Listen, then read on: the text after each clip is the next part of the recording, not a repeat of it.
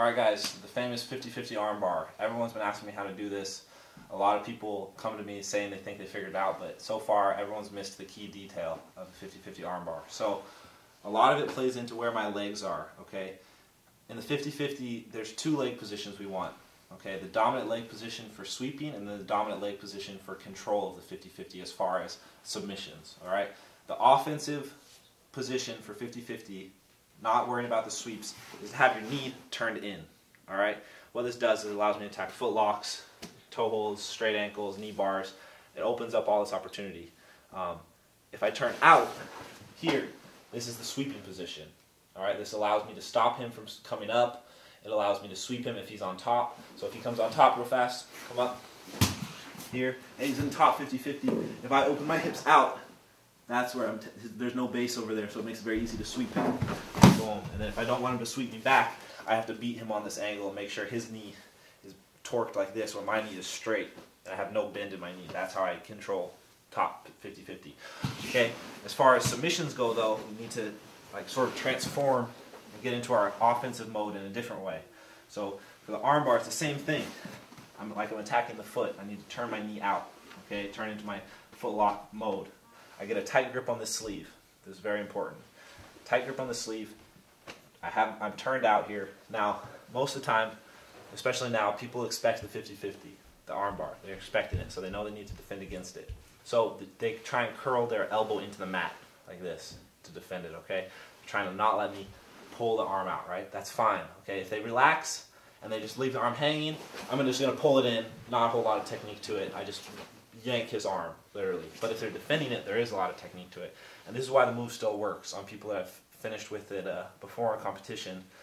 They think just by hiding your arm that's going to finish it, but there's a lot more to it than that, okay?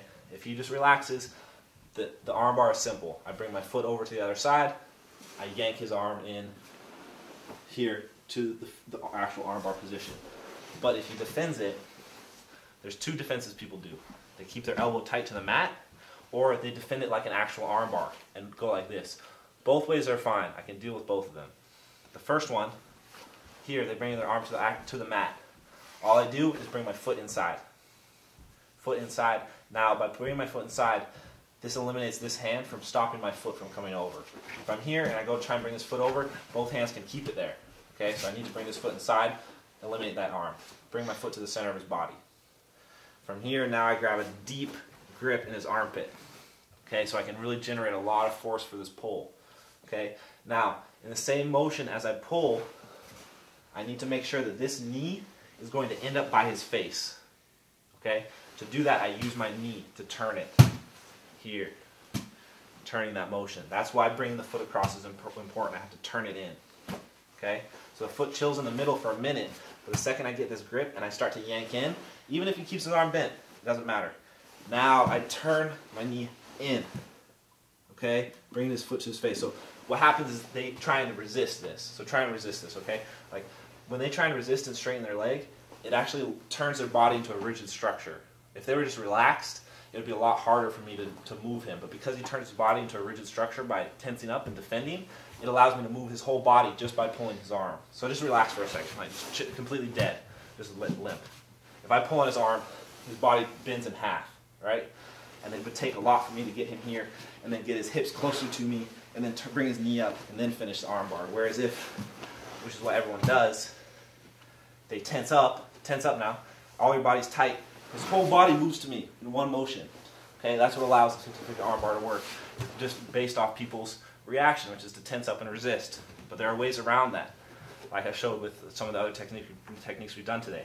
So once my foot is in the middle and he tenses up and resists and is trying to stop me from bringing my leg up, as he tries to stop me from bringing the leg up, it just allows me to get closer with my hips, turning my knee in, coming over the top of the head, and now that's where I have the pressure to finish the armbar. Okay? So that's the situation where people defend with their elbow to the mat. If I grab his sleeve and then he immediately defends like a regular armbar, this is even better for me, because now he's really created a rigid structure. Not just his body in itself, but now he's created a hook for me to grab. Alright, so now I don't even have to worry about the sleeve anymore. I can just grab around his arm. Now this is really powerful. Now I can kick through. I let my knee relax at first, and then when I start to pull, I turn it in. here, squeeze my knees together, and now I just attack this like a normal armbar. That's all it is at this point. It just his leg is in. People finish armbars like this all the time. They defend whatever. It's not a big deal. We do whatever attacks we like to do from there to break the grip. And that's all I'm doing at that point.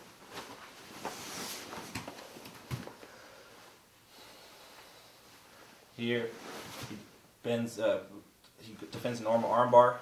Go ahead, like normal armbar defense, yep. From here, all I have to do is get my foot to the center. Once I have my foot to the center, I can reach up, yank his body in. His body's a rigid structure, so it allows me to turn his whole body in one motion just by pulling in one place. I turn my knee in, knees together, finish the armbar.